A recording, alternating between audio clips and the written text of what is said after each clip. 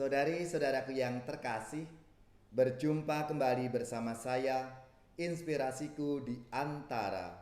Renungan harian Kamis 13 Januari, Pekan Biasa yang pertama. Semoga kita bersama keluarga, komunitas kita selalu dalam keadaan sehat, baik, dan tetap bersemangat. Marilah kita mengawali renungan kita dengan tanda kemenangan Kristus. Dalam nama Bapa dan Putra dan Roh Kudus. Amin.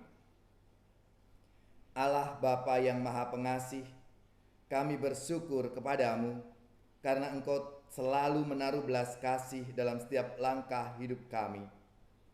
Bukalah hati kami agar kami berpegang teguh pada sabda belas kasih Yesus Kristus Putramu.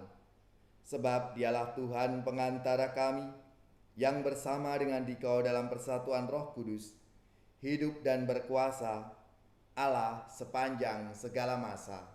Amin. Dalam nama Bapa dan Putra dan Roh Kudus. Amin. Inspirasi kita hari ini dari Injil Suci menurut Markus bab 1 ayat 40 sampai 45. Marilah kita baca bersama-sama dan kita renungkan. Sekali peristiwa, seorang sakit kusta datang kepada Yesus. Sambil berlutut di hadapan Yesus, ia mohon bantuannya, katanya, "Kalau engkau mau, engkau dapat menahirkan aku." Maka tergeraklah hati Yesus oleh belas kasihan. Lalu ia mengulurkan tangannya, menjamah orang itu dan berkata kepadanya, "Aku mau, jadilah engkau tahir."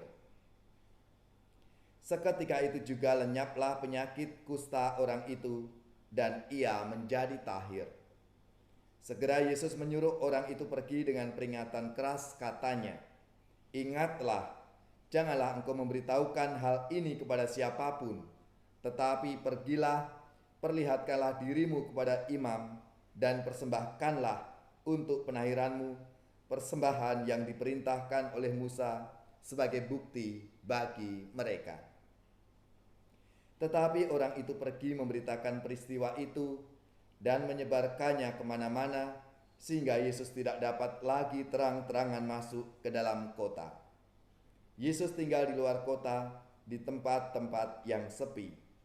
Namun orang terus juga datang kepadanya dari segala penjuru. Demikianlah sabda Tuhan. Terpujilah Kristus. Saudari-saudaraku yang terkasih, penyembuhan orang kusta dalam sabda Tuhan hari ini adalah sebuah kisah inspiratif. Figur orang kusta, kita semuanya tahu kusta adalah penyakit yang mematikan pada masa itu karena belum ada obatnya.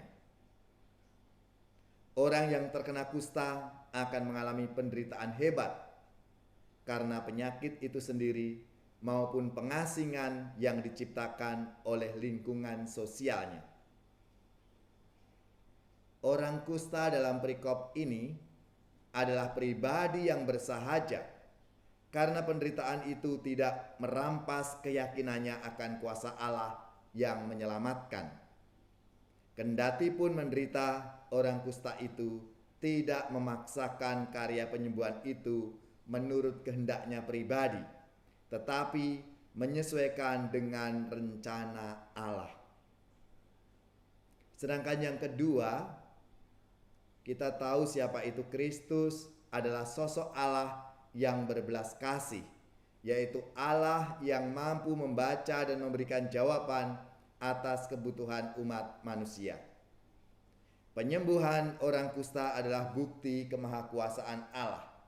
Dia adalah tabib agung, sumber penyembuhan sejati.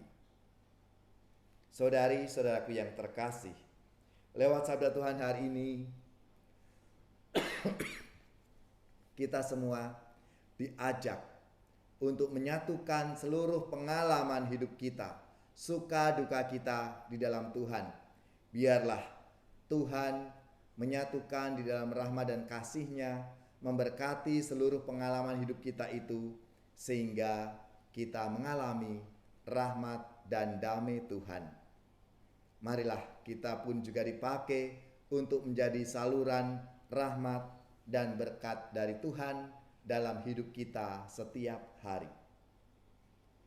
Tuhan Yesus, sembuhkanlah kami, orang buta, orang congkak hati, dari mati hidupkanlah kami, dari dosa bersihkanlah kami, Tuhan Yesus. Tanpa Yesus kita bagai buta, tanpa Yesus tersesatlah kita. Dengan Yesus cahaya dunia, jalan terang menuju bahagia. Dengan Yesus, Tuhan Yesus, sembuhkanlah kami, orang buta, orang congkak hati, dari mati hidupkanlah kami, dari dosa bersihkanlah kami, Tuhan Yesus.